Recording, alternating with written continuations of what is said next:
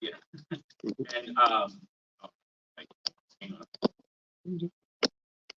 So I did want to provide some clarification on something that we've been asked a lot, and I imagine we'll probably discuss it a little more tonight.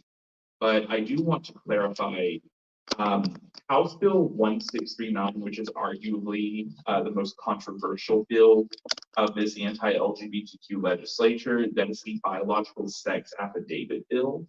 If passed, it would meant That one does not have a biological sex. So it's still defined Yeah. sex into legislature and It's on- the word it's on gender YouTube. on the sentence with the word sex, Mhm. but there is no biological sex affidavit. Okay, so that was in the accompanying bill. So there's been a lot of confusion about that bill, as you can see. So that bill does not have an accompanying Senate bill. So in order for bills to pass in the Florida legislature, there has to be an identical bill in the House and the Senate in pretty much every case. But 1639 did not get a Senate bill proposed. There has not been any mention of it. And so it is, some people are saying, well, the bill is dead, the bill is dead. And for the most part, we feel comfortable saying that it is most likely going to die. It will not be able to pass because the Senate cannot vote on it. However, there is still the possibility that it could be put into another bill that has been approved by the House and Senate. We have seen this happen before. Better.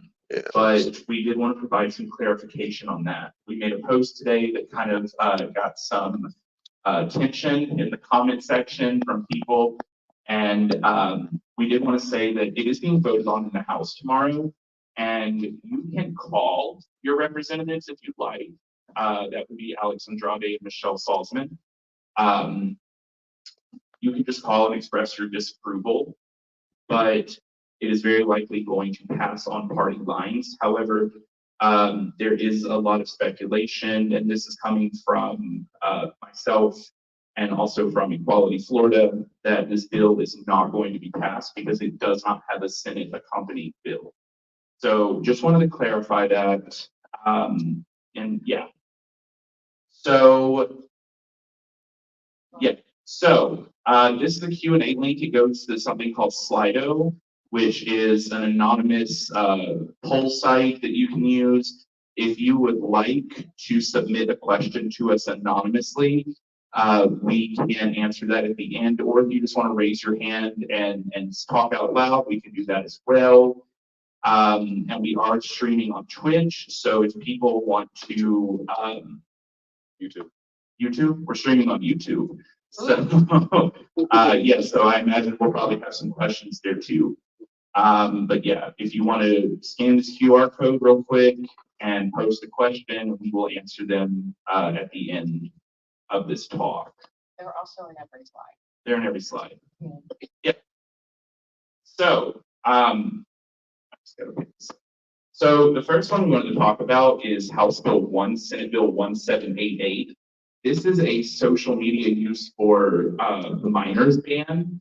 And basically what this says is that it requires social media platforms to prohibit minors from creating new accounts, terminate accounts, and provide additional options for termination of such accounts using reasonable age verification methods to verify ages of account holders and disclose policies and provide specified resources, measures, and disclaimers.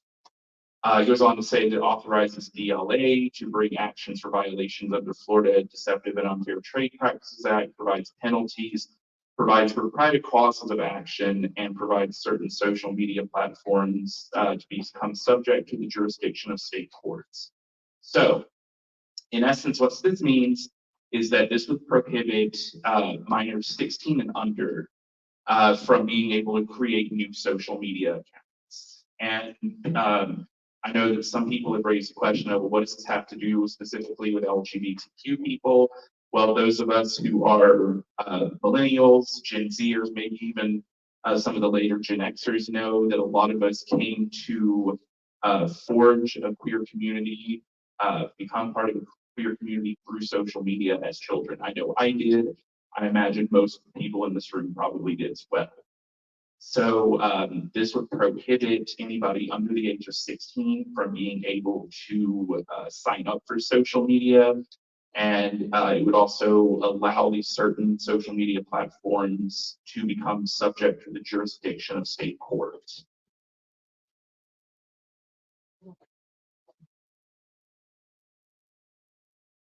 Yeah, so this one unfortunately has been passed in the House and the Senate.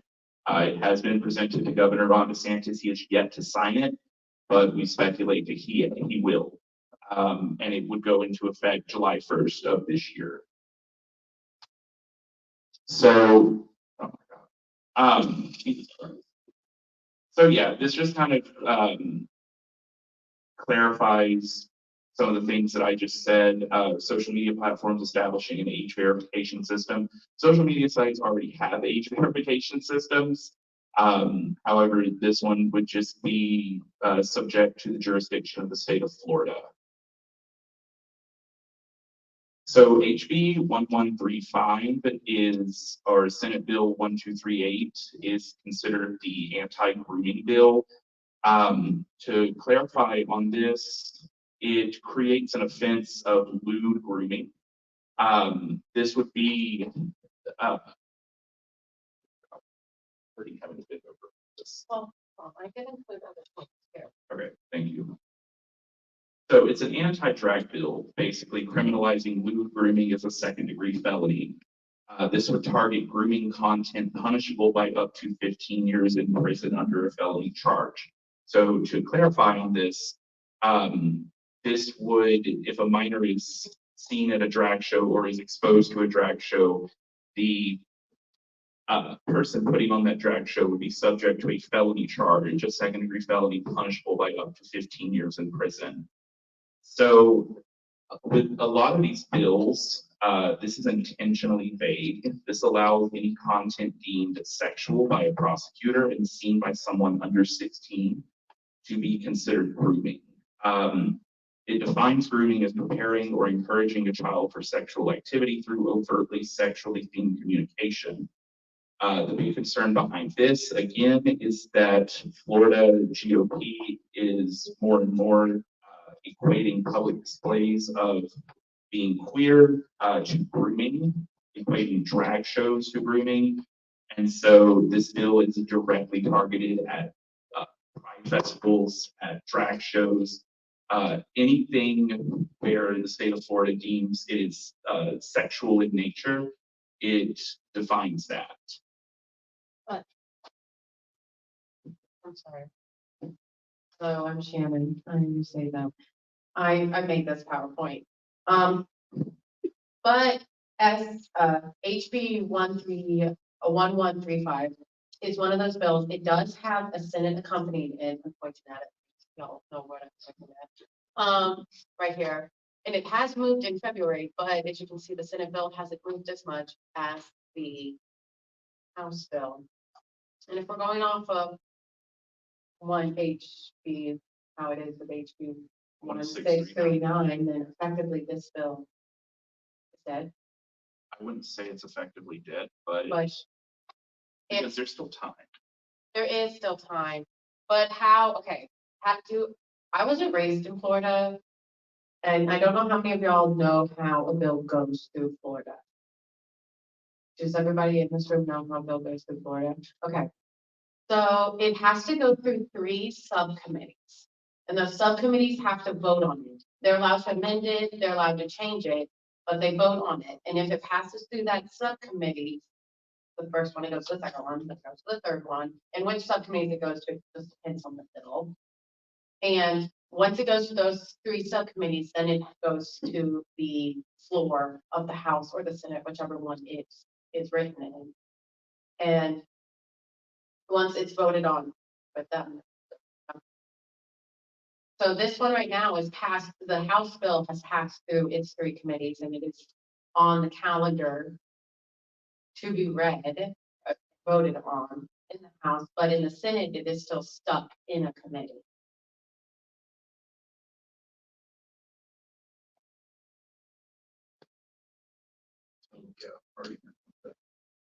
So House Bill 1425, Senate Bill 1352 is the Juvenile Justice Bill. What this does is that it authorizes employments of the Department of Justice and contracted providers to possess and administer opioid antagonists. But when you look a little bit beneath the surface, it provides immunity from liability for administration, and it also replaces the term gender specific with sex specific. It eliminates minimum risk non-residential restrictiveness and redesignates non-secure residential restrictiveness level as moderate risk. This is a lot of stuff that even I didn't understand reading this the first time. So to put it in layman's terms, mostly for myself, this replaces all references to gender in Florida juvenile justice statutes with sex, and it removes all mention of targeted gender groups and defines sex solely by reproductive purposes.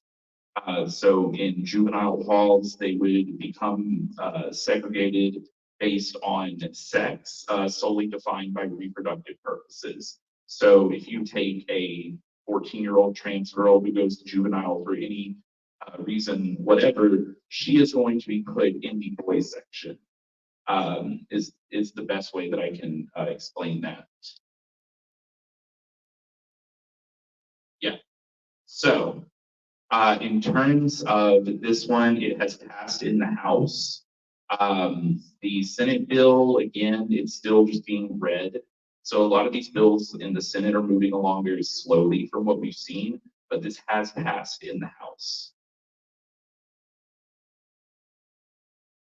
So this one is also particularly terrifying. It is an anti-abortion bill, which directly affects the LGBTQ community, as we all know. This revises definition of the term survivors to include parents of an unborn child. Authorizes parents of an unborn child to recover certain damages. So basically, this would allow the parents of an aborted fetus to recover specific damages. It enables wrongful death lawsuits against doctors providing abortion care and individuals assisting in obtaining an abortion. This adds parents of an unborn child to those eligible to recover damages for mental pain, suffering, and medical funeral expenses under existing wrongful death law. This would allow men, for example, in this case, to sue their partners over abortion. So if you have a woman who goes and gets an abortion without the father of the fetus knowing, he could in turn bring legal charges against her based on this law. Reproductive rights and advocates view it as an attempt to recognize fertilized eggs with rights in Florida legally. As we all know, about 30 minutes north of us a few days ago, Alabama Supreme Court ruled that frozen embryos are people. So this is a very nightmarish bill that essentially makes it next to impossible to get abortions. Harder than it already is in Florida to get an abortion. So this is the big one. This is HB 1639, gender and biological sex. It has passed 3 subcommittees and it is going to be voted on in the House tomorrow. This defines sex, requires certain applications and licenses to indicate person's sex rather than gender. Provides requirements for health insurance policies, group health insurance policies, health benefits, and health maintenance contracts relating to coverage for sex reassignment prescriptions or procedures in certain mental health and therapeutic services. To break that down, this would require the Florida state license to reflect a person's sex based on, quote, the person's sex chromosomes, naturally occurring sex hormones, and internal and external genitalia present at birth. It would require insurance companies to charge a premium for gender affirming and cover detransitioning. This would require insurance to cover so-called conversion therapy by forbidding insurers and health management organizations, quote, from prohibiting coverage of mental health and therapeutic services to treating a person's perception that his or her sex is inconsistent with sex at birth by affirming the person's sex at birth. So in essence, insurance would be required to cover conversion therapy, which, as we know, has been defined not only by many states in the United States, by many countries around the world, as being a harmful and extremely violent practice that is often used against queer and trans people. So that's essentially what this would do. Now, like I said, this bill does not have a Senate accompanying, but I'll talk a little bit more about that here in a bit. But I would say the one that we should be most what that was. Yeah. I don't know what I'm saying now. Never mind. Well, I think the one that we currently should be most concerned about is the juvenile justice one, because it is currently moving. It is still moving in the Senate, and therefore, as they target children first, Yes. essentially under law in the juvenile justice statutes. So one should be our biggest concern if we wanted to discuss a bill that we wanted to take action for. Did we get it? We should check the site out. I'll check it out. All right. Did anybody have any questions, comments? Yeah. Any questions you want to ask out loud? Yes. So the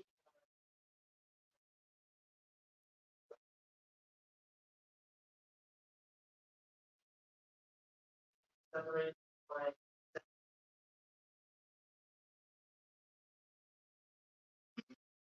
so like what was there a distinction between the laws? So the current laws in Florida that divide transgender people in prison based on biological sex is something that's totally different from this. In the past, in the juvenile justice system, it's been gender specific rather than sex specific. So this is essentially the juvenile justice version of the law already in place for adults who are incarcerated in Florida. But also, a key theme with all these bills is that they're trying to slip in any way possible to change the legal definition of sex and gender in Florida to be the exact same thing. So they're including those in as many laws as possible so that it can change in the state. In many bills, it's not a law yet, it's a bill. So yeah, For this. the social media bill, how can they enforce that if the companies aren't Facebook fully? So that's a really good question. And that's something that I honestly don't have the answer for. We were supposed to be joined by an attorney tonight, and he texted me earlier and said that his child was sick, and so he's not able to come. But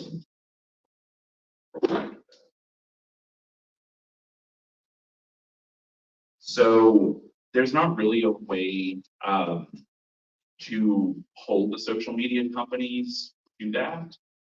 But it does, however, authorize the state of Florida to bring actions and violations under Florida Deceptive and Unfair Trade Practices Act. So it would just probably be lawsuit after lawsuit filed on behalf of children whose parents find out that they're using social media, I would imagine. But I don't want to say with 100% certainty. I just want to be very transparent about that. But I know that is something I've also wondered. But yeah, not entirely sure. It doesn't say how they're going to verify ages. So this is the state asking us that social media platforms we have to give social media platforms our driver's license. That's it. Yeah. The truth to it, right? But what I heard is that they let your driver's license through that everybody, Yeah. like not just people who are younger, that anybody would be for a company.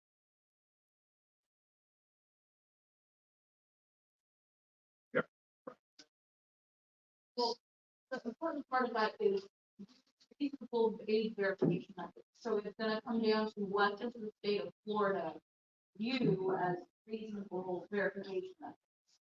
So right now, pretty much what happens is click a little checkbox and say, yeah, I'm the age of what, 13, and 12-year-olds, 11-year-olds, 10-year-olds all lie and say they are. So is the state of Florida going to accept that little checkbox is enough? Are they going to call that reasonable, or are they going to require social media companies to verify it? So they haven't specified. The driver's license thing is like a worst case scenario sort of deal, like, because I know adult websites sometimes require that already. But right now, it's like, what is the state of Florida gonna call reasonable? And what is going to be the easiest way for social media, easiest and the cheapest way for social media companies to do it? What is I can't it? imagine if they would allow the checkbox thing, right? Because there's no way to verify that that is fact. No, it would be a part of it would bring us all. Well, I mean, when you think about like adult sites like OnlyFans or something like that, you have to upload a driver's license, you have to upload some form of state identification. Yes, yes, you absolutely have to. And so that's to verify that you are of age on the sites. But essentially what this would do is it would turn all social media platforms into something along the lines of OnlyFans in terms of registration process. Not in terms of content, but in terms of the registration process. Also take away a lot of the anonymity of the internet. I know a lot of people are out on social media, but they're not out professionally or with their families. They're just out online. They join it, but if they were forced to disclose their actual legal identity with their driver's license on two social media pages, then that's going to make it a lot easier for companies to look you up, families to look you up. Say you're 18, 19, and you're still reliant on your parents. We're like at college right now, so you're still relying on your parents for a lot of money, but you're all out and proud on social media, but your parents don't approve of that. Well, they might be able to somehow, I don't know, this is just possible. They might be able to look you up because you have to use your legal name on social media and find out that you're trans or gay or this, that, and the other thing. Right. Well, I mean, it's not like the information held by social media companies ever gets hacked and spread out. Exactly. Exactly. So Mint brought up a good point, something that they said that I wanted to pitch to the room and just also want to talk about a little bit. You notice that the main common thread between a lot of these bills and bills that Florida has attempted to pass or has passed in the last couple of years is that they are all intentionally vague. They're extremely vague. They do not provide any clarification. They are often left open to interpretation, which is not good when it comes to things like this. This is done, well, I don't know. I guess I want to hear from somebody from the audience why this is done intentionally. And I think it's most likely done because of the Republican strategy these days to use the courts to legislate everything they can. Because as long as you hold an executive office in a place, then you're able to appoint justices. You have the big skew of power. Like I know federally, the president, some states, the governor does to appoint justice, but it still comes from that branch. So I think it's a method of attack that without someone has to file a lawsuit to figure out what this bill means. The justice they end up going to is someone who this interest is appointed. yeah, what's your name? My name is Jonathan E.M. John. Well, it's even before it gets to a judge, it is to encourage, non-conforming individuals to self-censor. To pretty much say, I guess I better detransition or I'm gonna be outed online. Better not go to a drag show where I'm gonna get hit with a film. So it's, the vagueness is simply to evoke the fear that, oh, if I do X, I'm gonna run afoul of the law, whether or not it would hold up in court, which again is also an expensive process. Exactly. And I saw in the back, and you had your hand raised. What's your name? Hi.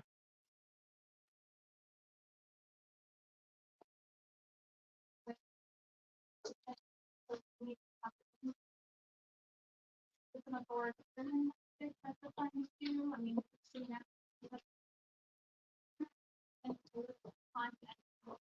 We're starting to see that. It was like 7 at one point. Yeah. Just on YouTube and Facebook. I couldn't get Twitch because like what's the name kept saying, oh, you need to you need the password again. But it was too late. Yeah.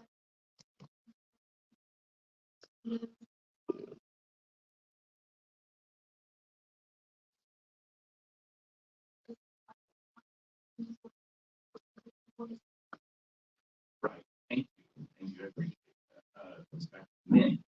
What's really easy to do is to take away the rights of criminals and then, because they're criminals, and then to criminalize a lot of behaviors. It's also what I sent the link in somewhere to y'all of last year. They passed a law where it was up the death penalty for sex against minors, which any average person on the street is gonna go, well, yeah, that's a good thing. I know I've met some people who say, I think all pedophiles should be taken out back shot. Well, we've got this bill that's criminalizing lewd and whatever the other hell word is for minors. Yeah. And they're going to start calling drag shows and gender non-conformance and pride parades. They're going to start saying that lewd behavior. Well, now they've criminalized lewd behavior in the presence of minors, or what they consider lewd behavior in the presence of minors. Well, now you can call any gay person who stands in the room with someone under the age of 18 some sort of pedophile, and I think all pedophiles should be taken out back and shot. So it's away the rights of criminals, and then to look at someone and criminalize their behavior if you don't like it. Exactly. So it kind of loops back into sowing, confusion and fear. And also self-censorship. I really like that you said that, Jonathan, because I mean, that's essentially what it is, that it tempts people, it prompts people into self-censorship. So I don't really need this. I'm just fun. It's just fun. It's really not. But, so going off of that, knowing now that House Bill 1639 is kind of in this precarious place where it may die on the House floor, is this is kind of like a rhetorical question. I think we all already know the answer, but is this something that we should worry about if it dies? Should we just start saying, okay, that's it? I don't know, or I do know, but I want to hear from somebody else.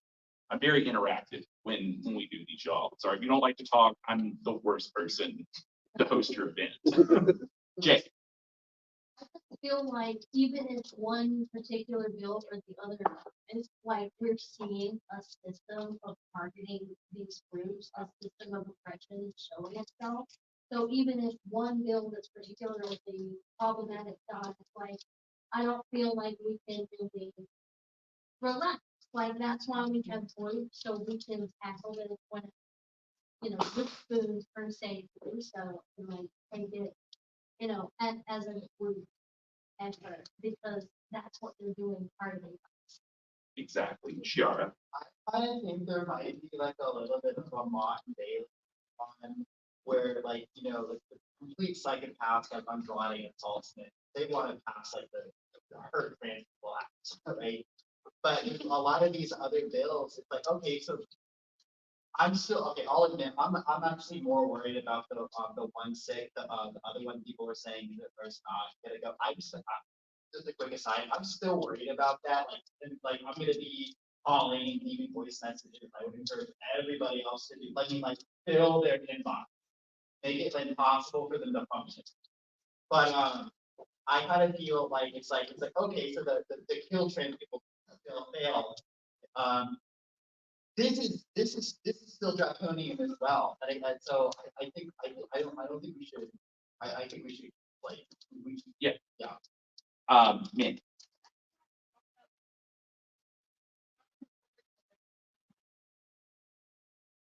Even if it doesn't pass. Yeah, come on up. The Yeah, sex affidavit bill, right? Also, there's another question about. yeah, you do. So, So how that tied together is the driver's license memo policy that was set. This HB 163. so that's a great question. And right now, I don't think we are unless one of They you. said that that was in response to legislation that was in process. I don't know if you can come up here and talk. I never read the. I can answer that. So they said that they needed to do it in order to enforce existing law. And when they say enforce existing law, what comes up to me is like the bathroom bill. Like I imagine like they need to take away the ability for us to have accurate IDs so that the police can harass us. I don't know if that's like happening. I'm afraid of it. I don't want to sow fear. I'm so confused about it, but I imagine it's to enforce that. And the second half of the question was, if that bill fails, was that memo like policy staying? So I would say that we were discussing that right before this started actually. And we're not exactly sure if the failure of 1639 would cause that that memorandum to collapse, but we are pretty confident that it would probably gut it. It wouldn't have much teeth after that, because there would be no bill in effect with which to uphold it. But Mint is actually going to talk a little bit more about that, I think. This is Mint. Mint handles our social media and also runs the Discord that a lot of you are probably a part of. Come on, put me down afterwards, and I will get you in if you are not already in. All right. So I'm not as loud as Devin, so I'm gonna help over here. But HB 1233 is very, very similar to HB 1639 that we talked about that House, but doesn't have anything in the Senate. So HB 1233 was actually the one we were more focused on at the beginning of all of this, because that is the one that has the biological sex affidavit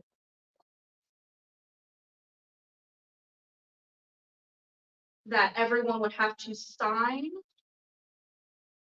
when they were renewing or applying for a driver's license to say that the gender on my driver's license is the one I was assigned at birth, basically.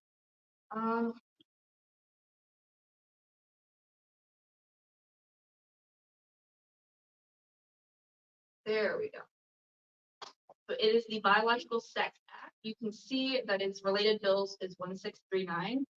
So what it does is not only is it very similar to 1639, but it is actually worse than 1639. So luckily right now 1233 has not passed. I believe its second committee, it was still, hold on, how do I do? Yeah, it was referred to its first hearing, and then I guess it stayed in that committee ever since. So what it does is not only would it, as 1639 does, is it defines the word sex into law, but it also decides to assign female, male, woman, girl, man, boy, mother, father, and then my favorite part of this is equal with respect to sex does not mean same or identical, which if anyone has paid attention to history class is uh, separate but equal. There's a very long history of that with, I believe, race. So I don't like that sentence. I also don't like the phrase mother and father being in there because that sounds like they are going to either start attacking trans parents even more or same-sex parents. It also, in addition, it will do the same sort of insurance stuff. So it also has, it defines committee man and committee woman, which seems like it's specifically targeting trans people in politics. There we go. I can't speak today. Not only does it apply the sex, so it's going to change the word gender on your driver's license in all laws regarding driver's license to the word sex, but it also is the one with the biological sex affidavit. If I scroll down, I think it mentions it. Yes. So this is the biological sex affidavit, which would make it a felony to have a different sex marker on your driver's license than what was assigned to at birth. It's also got the stuff that 1639 has in it about insurance, where it's requiring insurance companies to have 2 different policies if they are going to offer trans health care and gender affirming care. They must have a policy that offers gender affirming care for and I quote, an appropriate additional premium, but they also must offer a insurance plan that does not have gender affirming care on it. And then the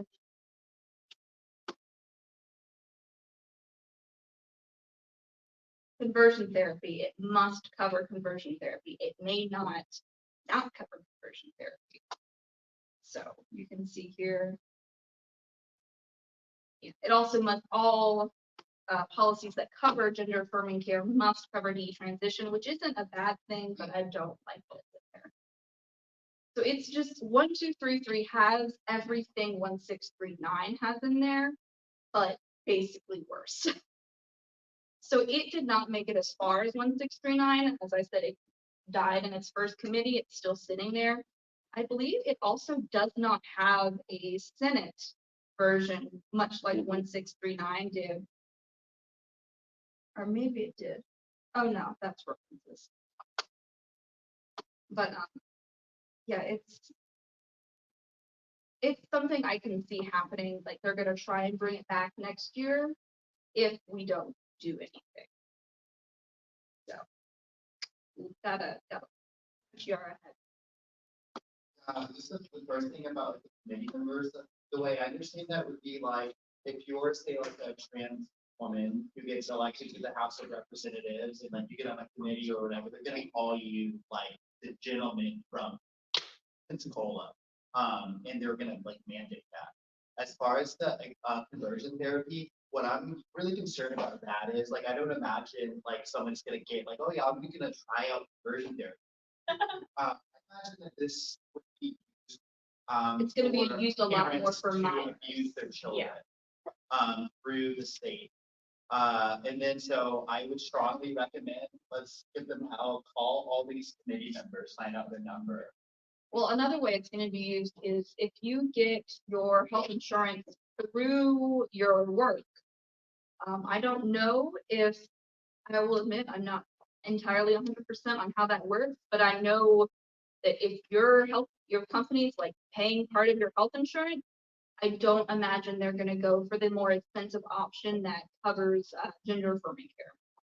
So and a lot of people already have issues paying for health insurance, and having to pay that extra, even if it ends up being like a little bit extra, having that extra can absolutely provide another barrier to getting gender affirming care.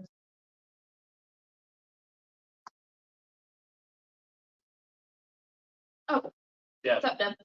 have two questions. The first question is, can you expound on the biological affidavit? Can you explain that a little bit more? And my second question is, if a bill fails, what's to keep it from being attached to another bill somewhere down the road? So whoever can answer those. So a biological sex affidavit would essentially be, you know what an affidavit is, something that you have to sign. Is a legal document that you have to sign. And basically what it does is that it forces you to tell the DMV, and by extension, the Florida government, what is between your legs based on what they have deemed as sex. Right. Is it just the DMV or? So right now, it only covers driver's licenses for And the biological identification sex affidavit. And identification cards, okay. So that's like if you have like a state ID, but you don't have a license. Okay, so it's just DMV right now. Yeah. Okay. And then, what was your second question? I'm sorry. My second question was, if a bill fails, what's to keep it from getting attached? Not a damn thing. This has happened before. This happened 2 years ago. There have been so many bills at this point, I can't even remember which one it was specifically, but it was, I want to say, the day before the Florida legislature ended, and there was an anti-trans bill that had pretty much just floundered in committee. And then in probably 12 hours before the end of the legislative session, it was attached into another bill. And there was no time to fight against it. Nobody could even get to the Florida State Capitol to testify against it. It was passed in the 11th hour.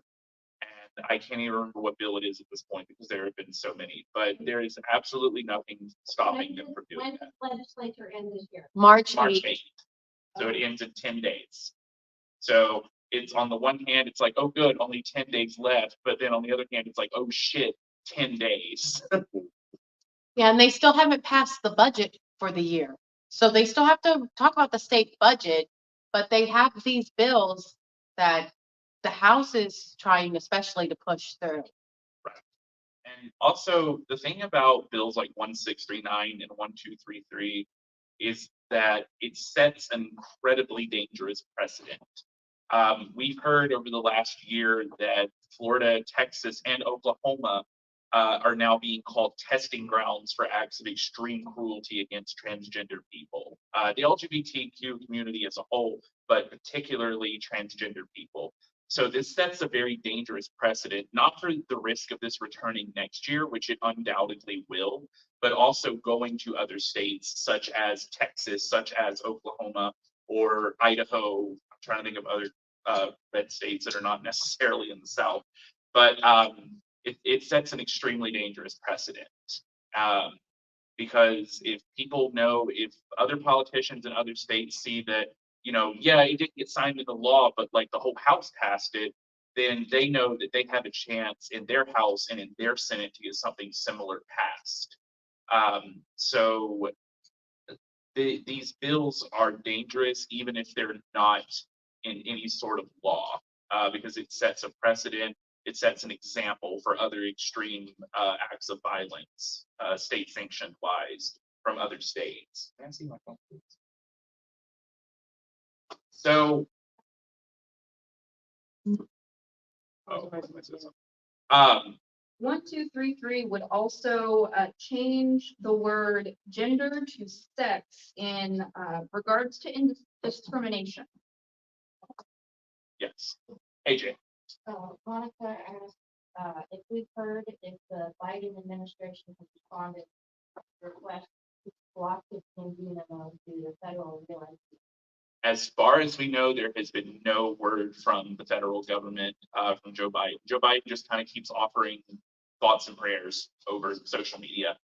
And essentially, and I'll say this, I'll be very frank about it. I'm not a Democrat. I do not support the Democratic Party as a whole. We are socialist trans initiative.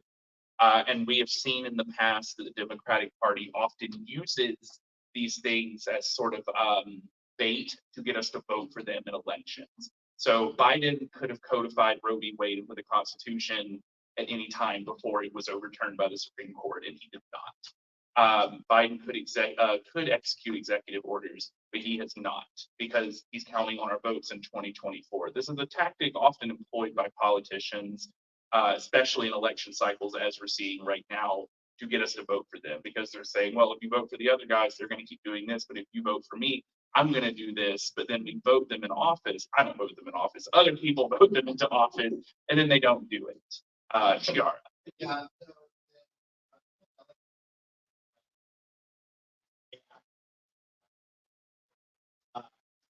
Governments to enforce the Real ID Act.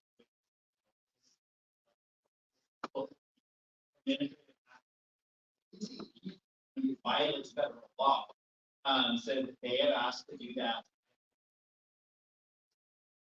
We enforced that yesterday. Something really interesting happened in Michigan. Over 100,000 people voted uncommitted over the Biden administration's handling of Gaza, which has been horrific. That could be a tactic, I mean, for longer term, supporting uncommitted campaigns to like send a message. Could you talk a little bit about what it means to vote uncommitted? So in some primaries, you're able to vote for like basically none of the above. We can't do it in Florida, unfortunately. But it seems like because of the success of the state in Michigan, there's going to be a lot more states, you know, like phone banking or like so helping in some way. 100,000 people voted in a campaign that was put together in only 3 weeks. There's months left of this primary, so I mean, like, this is not over in terms of the primary. Right. But yes. Oh, go ahead. Sorry. When you vote uncommitted, they actually get to elect delegates. So, like, the more votes that vote uncommitted, that's people that go to the conventions that are not bound to vote for Biden. They can vote for whoever they want, and they can vote. The most important thing they can vote on is the platform. So these reps, most of the people voting to the convention, you know, vote on like Gaza related referendum, message to the platform. I think the more uncommitted that we can get elected, I mean, not just Gaza, but like these other things as well, like getting more people elected as uncommitted. I mean, we can push things related to LGBTQ policy, and unfortunately, we just don't have this option in Florida, but we can support folks in other states doing this kind of thing. Thank you. Yeah. How can we support something like that since we cannot, vote uncommitted in Florida? How can we support doing things like that in other places to help in the process? So like what happened yesterday was what it was called. I imagine it would probably be similar things like that. In other states, you know, like Guam and like these different places in a lot of people to vote uncommitted.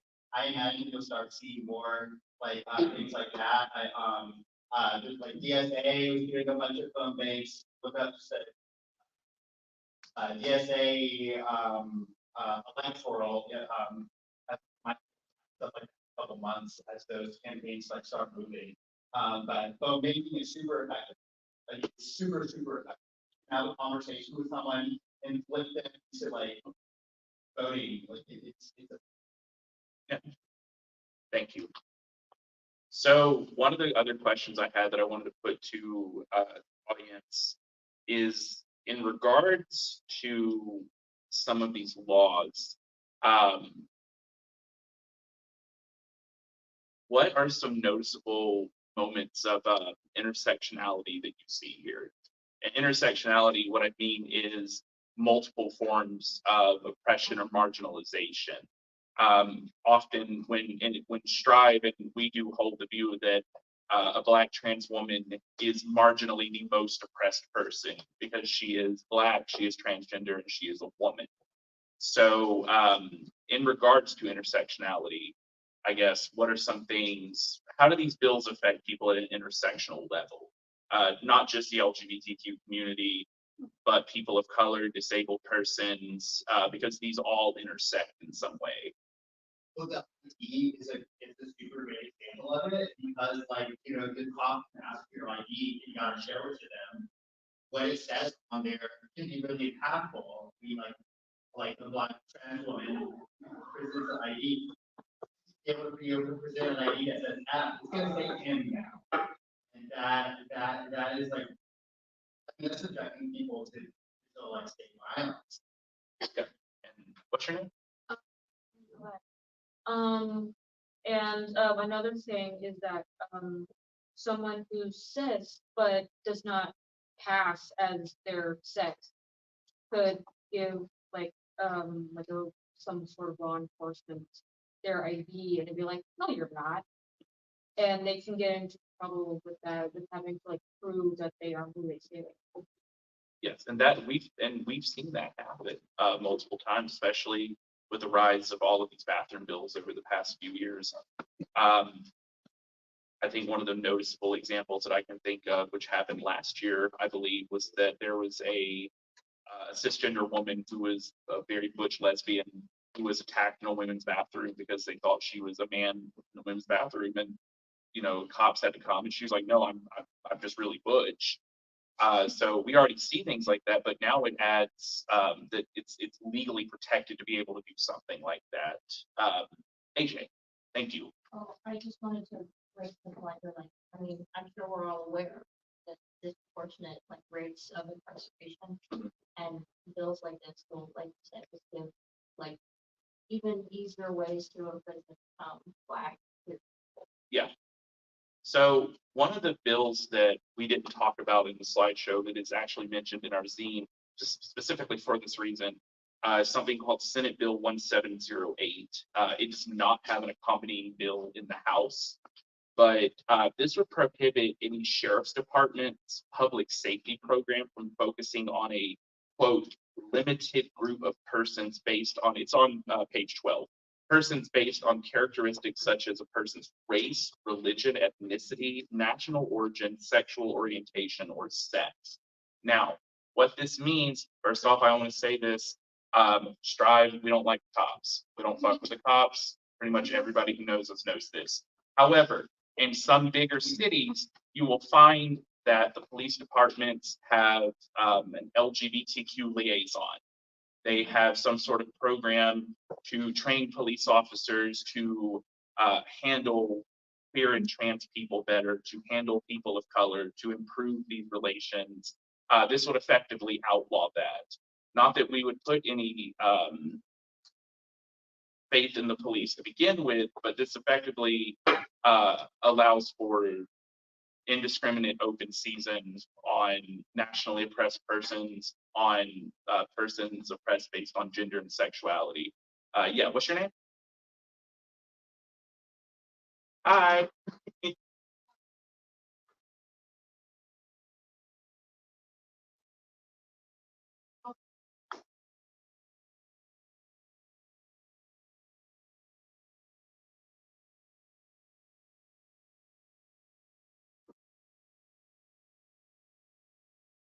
Yeah, I agree. So thank you. What's your name? Yes, you had your hand raised. Oh, yeah, I do. I'm Harvard. So one thing that I was thinking about earlier is that if any one of these goes into effect in any capacity, anything that makes it so that trans and gender nonconforming people are disproportionately targeted or incarcerated or viewed as criminal will mean that you're disproportionate, like that we are criminalized. It doesn't matter if none of these have any direct effect, because even if they have an indirect effect, every single person, like even lay people, will be more likely to just inherently view us as more criminal. Thank you. All right. What? It's like people ask. Yes. Okay. Thanks. Yeah. What questions? What else?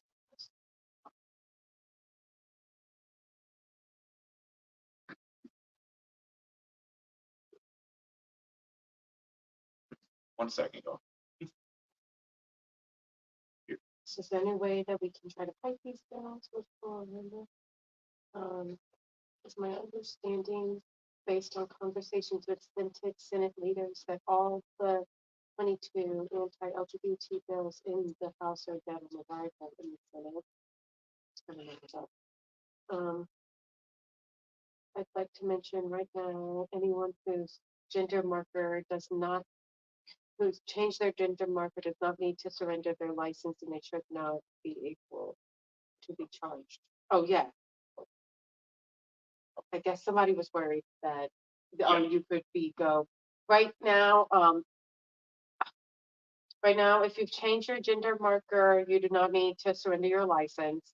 And also, right now, we, members of Strive have attended a town hall about just what the DMV has said. If you get a federal document changed to the correct gender, the state of Florida right now still has to abide by that. So if you get your passport changed, or you get your social security changed, or you live in another state and you get or you were born in another state and you have your birth certificate changed for that state, you can still technically get your gender marker changed in the state of Florida right now. Yeah, and to add on to that, you can get a passport Yeah, currently. You can go to the passport office and apply for a passport with the gender marker that you feel you need. Gender marker, or the passport office does allow for X on passports federally that is not recognized in Florida. So I would advise against that. If you want to get X, that's fine. If I were to get a passport, I'd have it as X.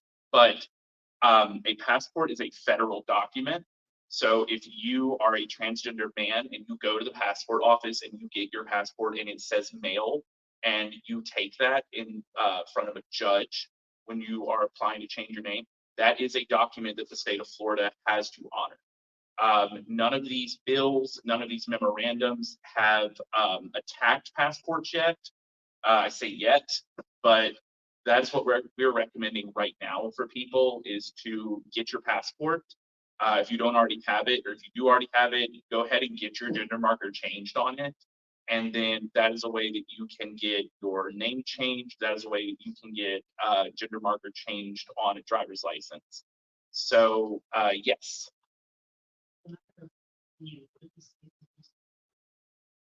So there, like I said, there haven't been any bills or memorandums attacking passports yet. Like the US Passport Office has not been brought into this equation.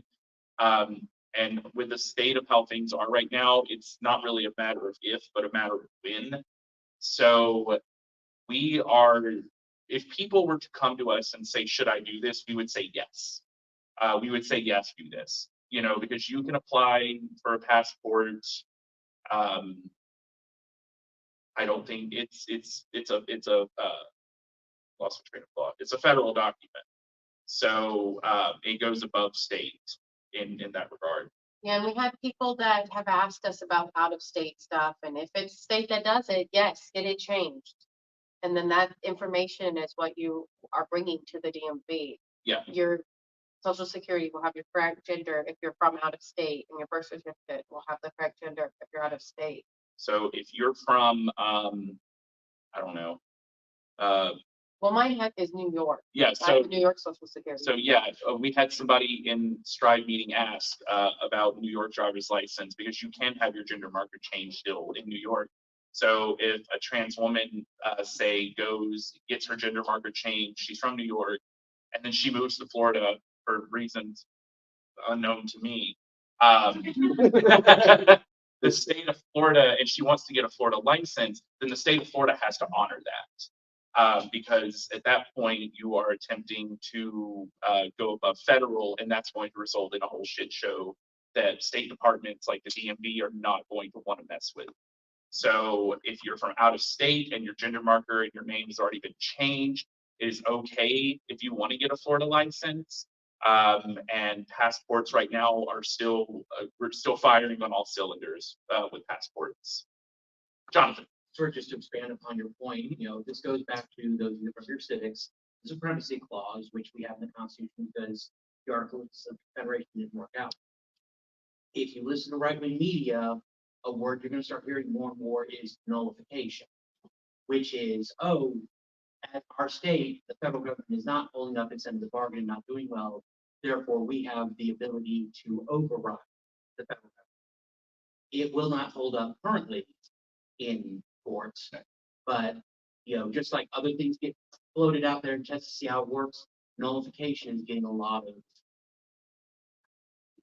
blanking on the best word for it, but if you listen in right-wing media, you start hearing more of the, oh, the state should be able to override the government, this government doesn't know. Yeah.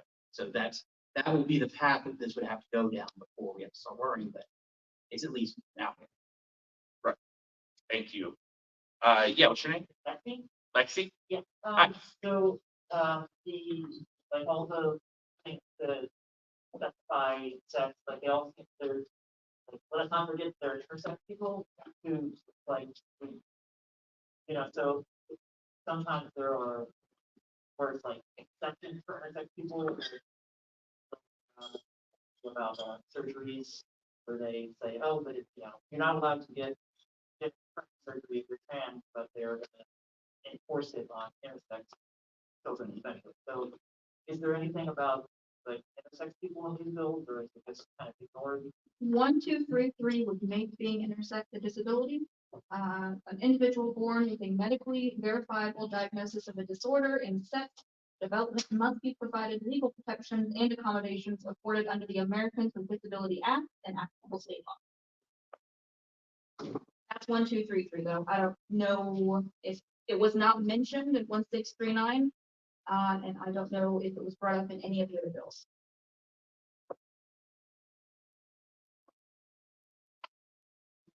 The disability that, and. Right. It would be protected in the ADA, but I don't know what that would mean. So, like, would that legally or it be More intentional rape. Yeah, well, I'm not a legal person, so With each passing day, I feel more and more like I probably should be. I think there's something, this is something that someone said in Slido, and you will see it on conversations online, that the Senate has said that they are done with the House, that the House Republicans are not in charge of the legislator. They don't get to do whatever they want. And they're trying to say that right now, a lot of these bills are dead on arrival because the Senate's going to do what they want to do. And that the Senate's worried about the budget. But these bills are still moving and they still have the possibility to be brought up in the Senate. All the bills that I included in the PowerPoint have moved in the past week. And they still have another week to move or to be added onto something. all of the bills also have the possibility to be brought back next year, which with this year being an election year, you're going to see a different state house and different state senate. So if it's brought back next year to a different house and a different senate, it could very well happen. And the House members have said that they are using this as momentum or leverage to get even more Republicans elected into the House. To be like, see, this is what the House is doing. This is what the House could be doing if we had all Republicans in the House. And they want to try to eliminate the few Democrats that are left in the Florida legislature. Because it's very limited. It is very limited. Florida is not a flip state anymore. So moving forward, I guess we wanted to end this tonight with talking about strategy and action, which I know is kind of a loaded question. But in terms of fighting back against this, I'd like to hear from people who have, thought about this, even if you think it's some, ridiculous thing. It might not be as ridiculous as you might think. So I don't know. Let's talk strategy in action. Jake. I think word of mouth. I think there's a lot of team members and a lot of like allies and just state residents in general too, that just don't know what's going on. So if you just start talking about it, like if you feel comfortable enough to start bringing stuff up at first with your friends, family, in class, wherever you have the opportunity to start educating people about it so that they know what's happening. And like I just pointed out, for allies and even just residents, like it may seem like it doesn't affect you because so many of this legislature is crafted to target our community, but it still affects other residents as a whole. And Yeah. don't think that it's not gonna affect you just if you're not. Jay. Way we should market this. Literally, I've said this before, is being marketed as, hey, government is trying to figure out what's in your pants. And use their tactics that like, well, we want to know what your pants are. Now the government wants to know what's in yours too. How do we market that? If you look funny, they're gonna make you strip search in public to make sure you use the right body. Right, exactly. They're gonna do this to your kids. They're gonna do this to your family members, your loved ones. They're not just doing it to us. They're gonna do it to you. I think that tactic, or reverse tactic against this would probably be beneficial. I know fear mongering isn't really our thing, but throwing a little fear in them might help us a little bit more than what it has in the past. Yeah. Because now it's, hey, the government doesn't just want to know what's up with us, they want to know what's up with you too. Yeah. So Absolutely. if we marketed out the whole strategy, we kind of might be able to get it to where we want it without, causing like a massive, just beating the old drum of, oh, we only care about trans rights. No, we care about all of you, and bodily autonomy is affects all of us. Yeah, because these bills can be are written in a way where if you look just slightly different than what Republicans think a man and a woman should look like, then you can be a target. Exactly. Other, just one comment. Oh. Ren wants everyone to know that the post office on campus is also a passport office. Oh, how was I a student here? I never knew that. Has it always been a passport office? I have no idea. Well, every post office you can be a passport at. Oh, yeah, you could. Yeah. I've never had a reason to leave. Not yet. Oh, look, yeah. Think about just going downtown. Yeah, You go to I- the post yeah. office, yeah. Okay. I honestly think having a more predominantly, I don't want to say aggressive, because that sounds too bad, but a more forward moving. A more forward moving plan of action would be, at this point, we need to move. We need to mobilize. How do we appeal to the masses? Our fight for more things. Right. So, And- because in society, it's not always gonna work in just our favor. We have to consider. Exactly. And one of the ways that, Strive personally is starting to mobilize. We're not here by accident. We are fully aware that even though Shannon and myself both used to be students here and both ran the Gay Straight Alliance when we were students here, we unintentionally distanced or detached ourselves from both UWF and PSC. There's been a major detachment. And so this was not unintentional having this here. We very much meant to have this at UWF with Women's Studies Collective, with members of SAGE here, with the Voyager here, because we want to establish that working group with the students in the area. A lot of us, the entire Strive board, well, I guess not anymore. You're the youngest on the Strive board. We're 20, the Strive board is 25 and above. we're done with college. We're long done with college. And so we want to firmly establish those roots with students again, in order to begin forming this base of fighting back. It can't just be a bunch of 501c3s, sitting around hobnobbing and talking about this. It starts with, the people who are most affected by this, and that, of course, is always going to be the younger people. Not calling any of you kids because you're all in college, but younger adults. Okay. So one, you mentioned distance, being distance from the data. We do have a server for transgender UWF students. And I would love to post the Strive Discord link, in our server. Yeah. All cool with that. Yeah, absolutely. I've been trying to get on top of like posting events in the Discord also, so I've been posting Strive meetings, even though I can't make it to most of them.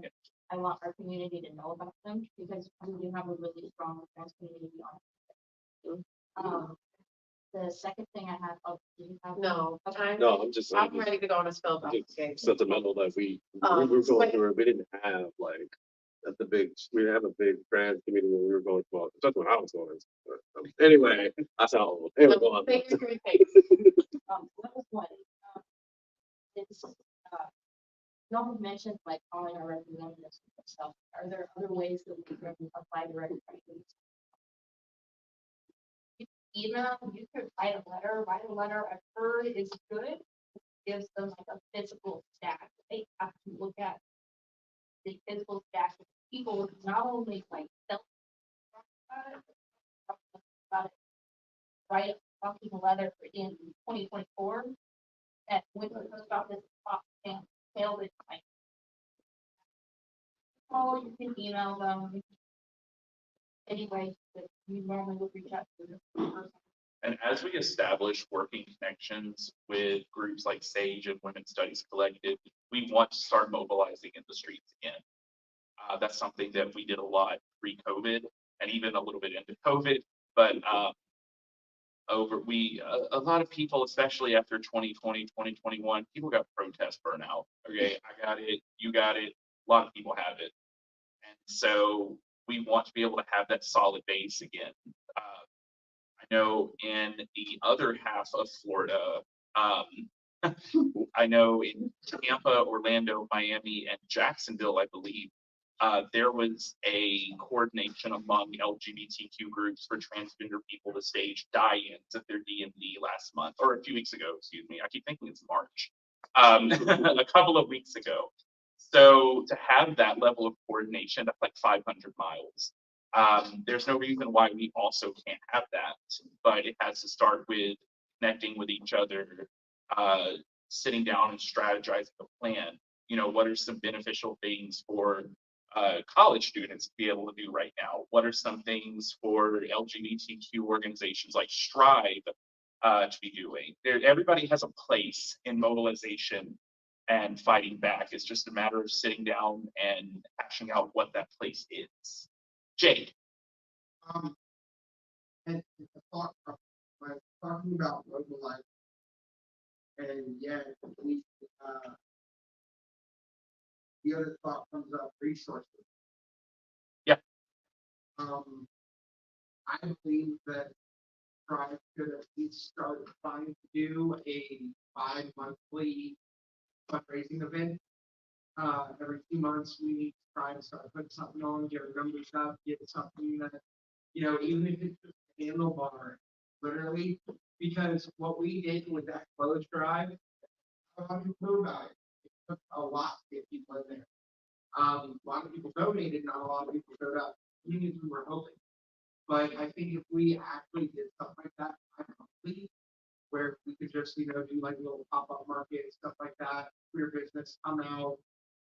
The only thing we ask you to set up is 10% of what you make for the day. That's there. That gives queer business some leeway, that builds them up, that gets drive some fundraising donations and stuff like that.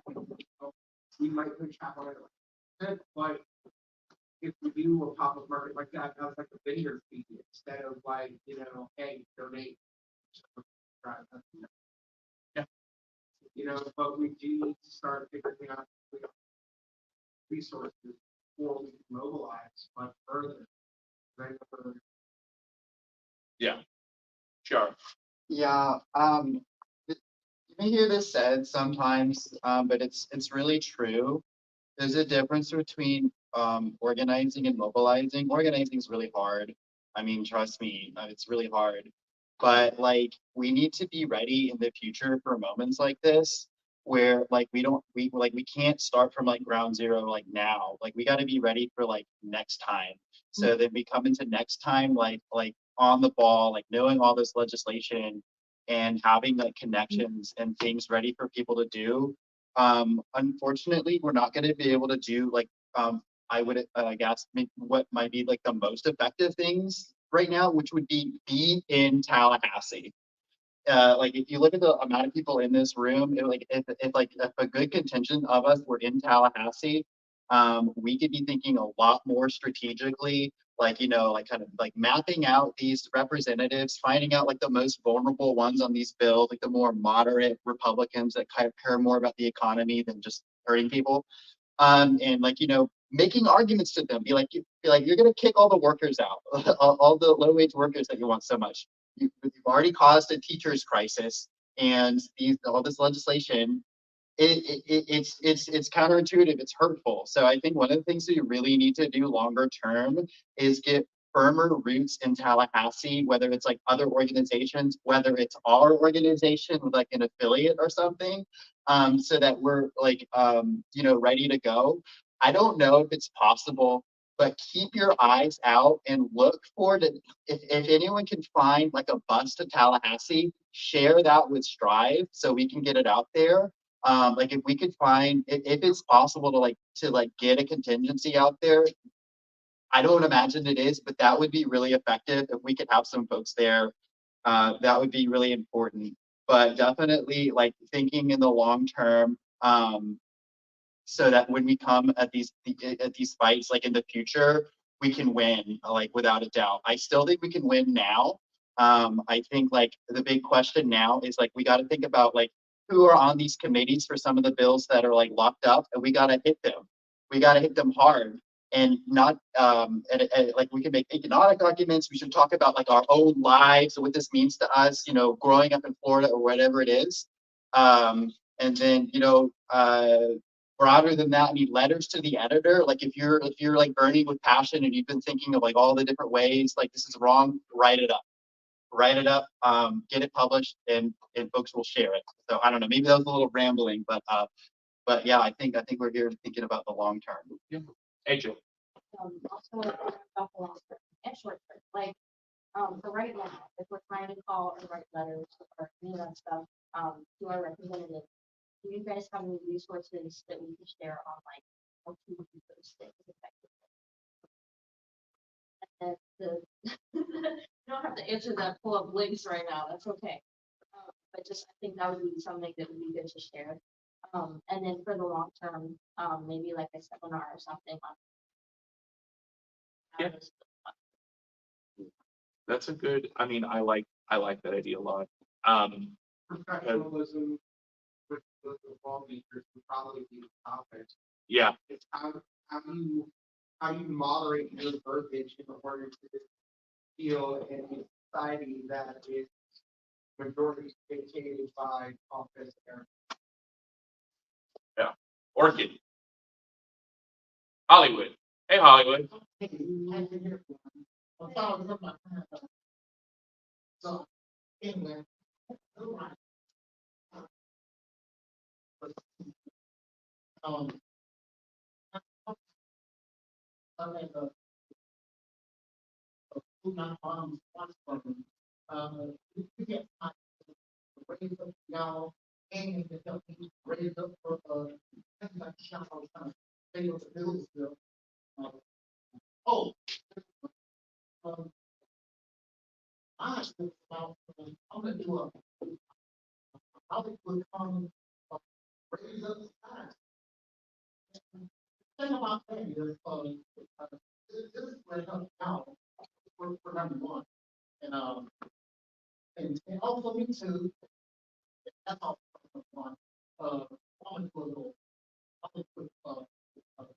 let's say fundraising.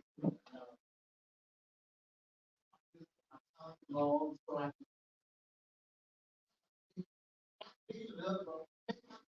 stop listening.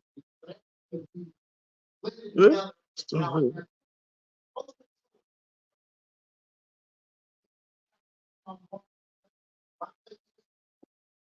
Thank you. So like utilizing art and music, that type of way as a form of resistance, is that kind of what you're saying? Oh, okay. Perfect. I like that.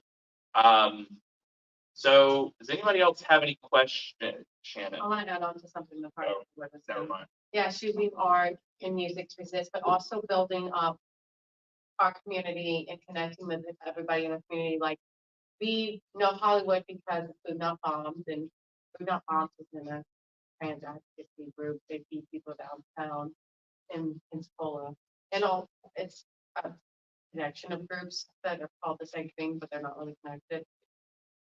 But reaching out and connecting with everybody in our community, because the reason Republicans are so scared is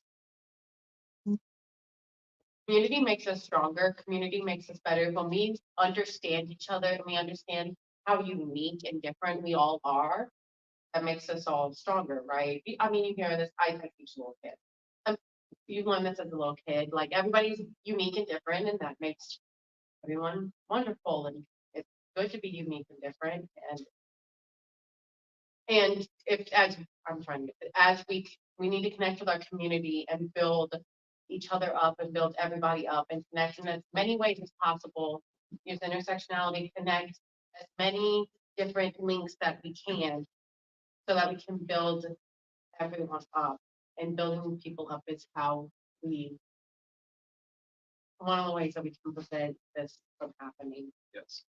So I guess, does anybody have any questions before I make like what I guess is my closing statement? Orchid. Oh, can you speak up just a little? Uh,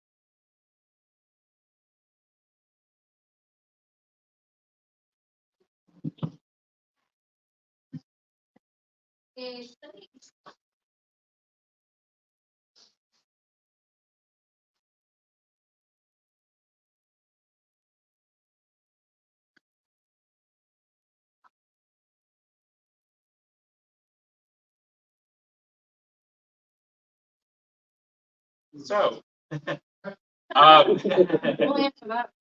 let me answer that real quick.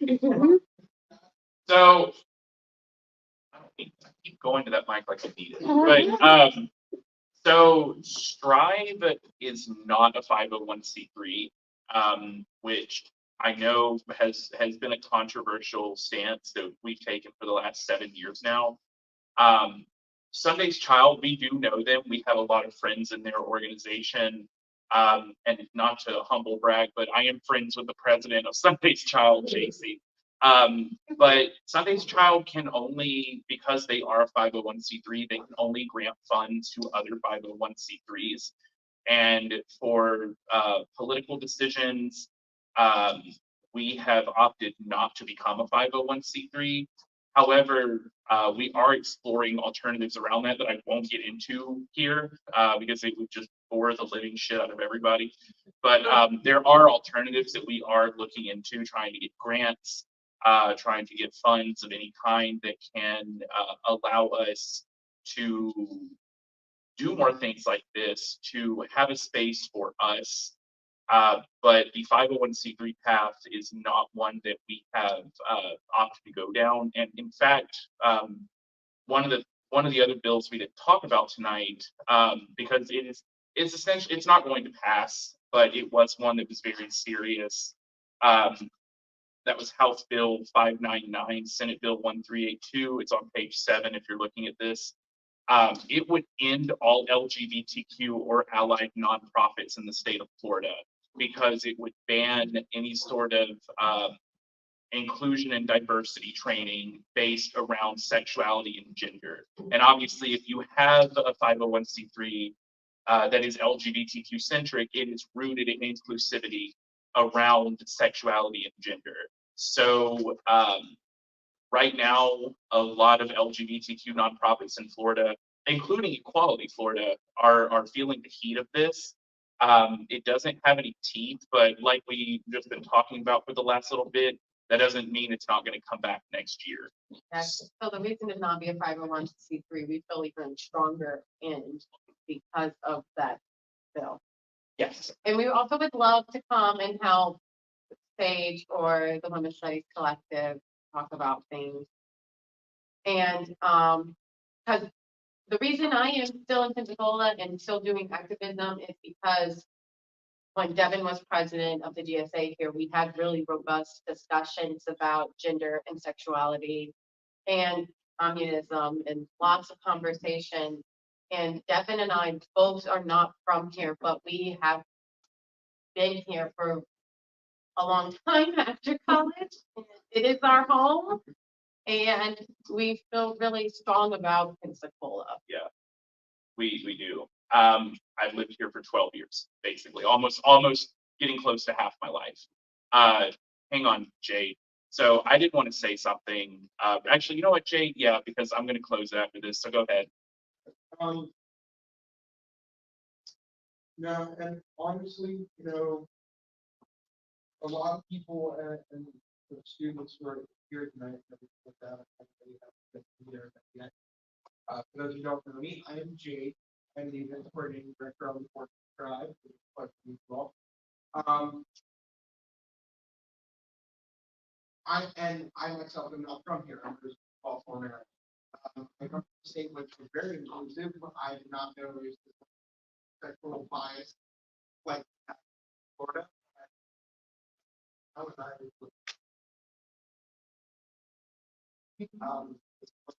Sorry, and everyone's right. We need y'all support. Strive. I've heard this affects all of us. No matter where we come from, who we are, if you're down for the fight, be down for the fight. Work together. Let's figure out. Let's work. Let's do what we can as a group, and not just as separate organizations, but as collective people who just want better for the state we live in. Yeah. We can all strive for better. Yeah. So, I guess just to wrap this up, I want to thank everybody for being here. I know a lot of people had to leave. I get it. Commuter, it's almost 8 o'clock. And again, thank you to Women's Studies Collective for even getting us this room. I love this room, y'all. When I was a student here, this was like a storage dump for the library. Yeah. And so like this is brand new. I love this room. So it's my new favorite room at UWF. So to close us out, this past week, I had a wonderful opportunity to travel to North Carolina to speak at a conference on LGBTQ history and archiving. I spent the whole weekend with librarians, with archivists, with historians, and other community organizers and activists like myself. It was a wonderful 3-day festivity. But at the end of it, when everybody, there were about 150 people there, we were all talking in this huge auditorium, and I was on the mic and I asked if there was anybody else from Florida besides myself and one of my boyfriends who was able to attend with me. And there was one man in the very back who was also from here, but one of the people emceeing the conference got on the mic and said something that there were supposed to be 33 people coming from Florida. However, 30 of those people had to back out because of the current laws in Florida, because of the vagueness and the precarity of the laws in Florida. they were either state employees or they were with the university system. And for fear of losing their jobs, they had to remain behind in Florida and could not attend this conference. It was not live streamed like this is being, so they had to miss the conference altogether because they feared losing their job. And coincidentally, just today I was listening to an LGBTQ history podcast about how in the 1950s and 60s, there were in 1 month alone in 1949, I think, 49, 91 people were fired or were forced into resignation from their government jobs due to being suspected of being homosexual. So we are seeing this extremely vulgar instance of history repeating itself now in Florida, where I could have had, 30 other people from Florida to network with at that conference, and I didn't get to have that because they ran the risk of losing their jobs and their livelihood. So what this reminds me of is the fact that it's not just a matter of Republicans craving control, it's a symptom of capitalism supporting isolation, competition by any means necessary, and also individuality. So capitalism thrives in isolation, it thrives in division, and kind of what Shannon said, they fear community. They, of course, being, capitalist ruling class. We're Socialist Trans Initiative. Y'all should have known I was going to say something like this. But really sowing those seeds of solidarity with each other, be it through, the student movement versus, the LGBTQ movement versus the Black Lives Matter movement and the disability liberation movement. We all have to come together, because once we come together, then we can squander, the capitalist mode of isolation. And that, of course, starts with having discussions like this, but it also starts with understanding our history. It starts with talking about our history, with telling each other about our history. Now, I'm sure a lot of you know Memorial Day weekend, right? Huge party on the beach for Memorial Day weekend, 20, 30 plus thousand LGBTQ people. But how many of you actually know like the history of Memorial Day weekend? It didn't just start off as a wild party of debauchery and drinking and public sex, right? There is a long, vast history of queer and trans resistance in Northwest Florida, in Pensacola, just across the bay in Mobile, and in the South in general. The conference I went to was Queer History South, by the way. It was a conference specifically focused on LGBTQ history in the South. But history is an incredible way to examine what has been so that we can know how to take that in the present and apply it to fighting in the future so that we don't have to repeat the vicious loop of history. So that starts with us understanding our history. 2 years ago, I did what I thought was going to be a one-off presentation of a history of queer and trans resistance. I did it at 309. It was an oral presentation. I spoke for about 3 hours about the history of LGBTQ resistance between 1950 and 1980. And I thought it was just going to be a one-off thing, but hearing everybody in here tonight, being back at UWF, a college that, in so many ways, and I'll just say it, they let us down, but to come back now and see what it has become, even in the face of such state-sanctioned repression, is actually pretty incredible. Hearing you say there's a vast trans presence on campus, there was not a vast trans presence when I was a student here in 2012. And so that has really moved me to want to work to explain and discuss this history with each and every person in this room so that we understand that there is a reservoir of history in terms of resistance against LGBTQ oppression and against fascism, and how we can apply the lessons from yesterday to the struggles of tomorrow. Do you wanna, do you think we're good to talk about that? Yes. So that's my closing statement, y'all. And we have Morgan's going to come up here in just a minute, talk about another incredible event that we have coming up, partnering with Women's Studies Collective, which I also was a part of when I was a student here. And I just want to thank each and every one of you for taking your evening to come spend it with Strive. We do meet every single Wednesday at Black Cafe and Bookstore, which is in what people are trying to call Midtown Pensacola. I'm not calling it that, but it's on Dr. MLK Jr. Boulevard, or Drive, excuse me, in Pensacola, kind of headed towards downtown. If you follow us on social media, which I hope you are, we'll have the exact address, directions to get there and everything. But we meet every Wednesday at 6 o'clock. It is a wheelchair accessible building, so there's no issue with that. There are bathrooms. It's very low sensory, kind of like this room, smaller, but yeah. And so we would love to have you. There was one more thing I was going to say. No, I guess not. I guess what you were about to say. So thank you all for spending your evening with us. We really appreciate it. And here is Orchid from Women's Studies Collective. Yeah. So, it's super cool. Hi. On March 13th, Women's Studies Collective, the UWF History Club, along with other student organizations, um, I'm sorry. This ASMR, straight relaxing. I have no shame. So we will be watching, okay, sorry, context. The theme for the 2024 drag show is the Gilded Gaze. And this is a reflection on the 1920s Berlin drag and cabaret bar, where there were over 120 queer spaces across Berlin, making it the gay capital of Europe, and even beyond.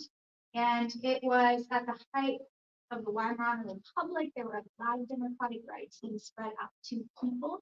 And there was a celebration of sexuality that has been aggressively overshadowed in this normcore of war history. And UWF has a really big department heavily into the research of the World War. So it's cool to come back and spotlight this momentous queer achievement and community that was in Berlin. That being said, here we are 100 years later, 2024, and we're going to reflect back. So the theme of the drag show is the Gilded Gaze, and it's before Paris, Dupree, before Paul, before Trixie.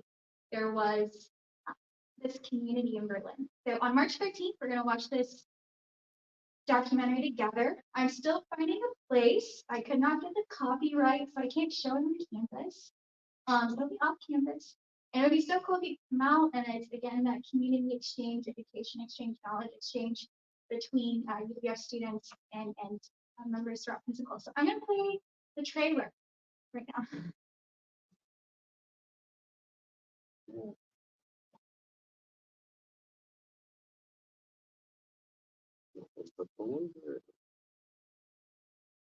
Yeah, there you go.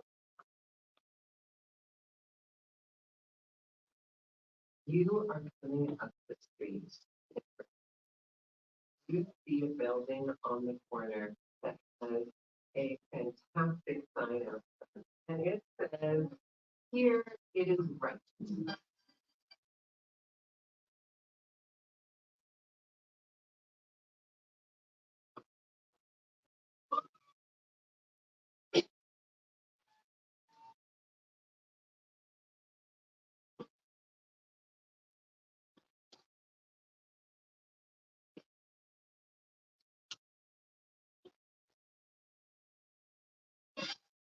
All the nightclubs that we have in the Golden 20s, the Eldorado's the most spectacular queer venue. Im Eldorado in Berlin könnte sich eine neue Freiheit sagen, wo schwule Männer, lesbische Frauen, Transmänner und Transfrauen zum ersten Mal frei sein können, selbstbestimmt. Yes, so what this documentary explores is not only the history of that decade, but then also what happened to this community and the resistance that they engaged in towards the rights of churches, which is ultimately what came after the fight. Hopefully, so that being said, it was super cool to have you come out. And then in the back, I have flyers for the event on March 21st. If you could help promote it, help share it. We are looking for performers. And if y'all would like to volunteer and help facilitate the event, you can also sign up with me in the back. Thank you so much. Thank y'all. And we have the Strive has zines and free Narcan in the very back. Yeah, and we also have buttons that my boyfriend made. You gotta tell him that.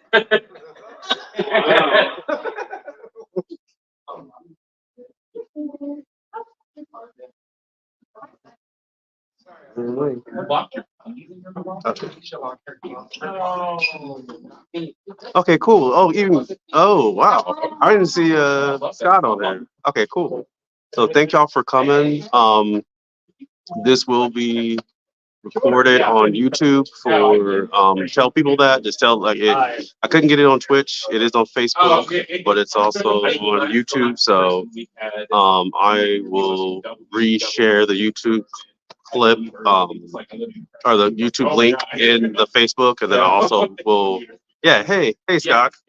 Yeah. Sorry I couldn't make the meeting tonight. I was here the 309 meeting, but yeah. So, you got Jay. And Shannon, Scott's on the thing. Bye, Gabe. Bye. Bye, Scott. Bye, Scott. But yeah. What? Oh my God. I'm sorry. All right, yeah.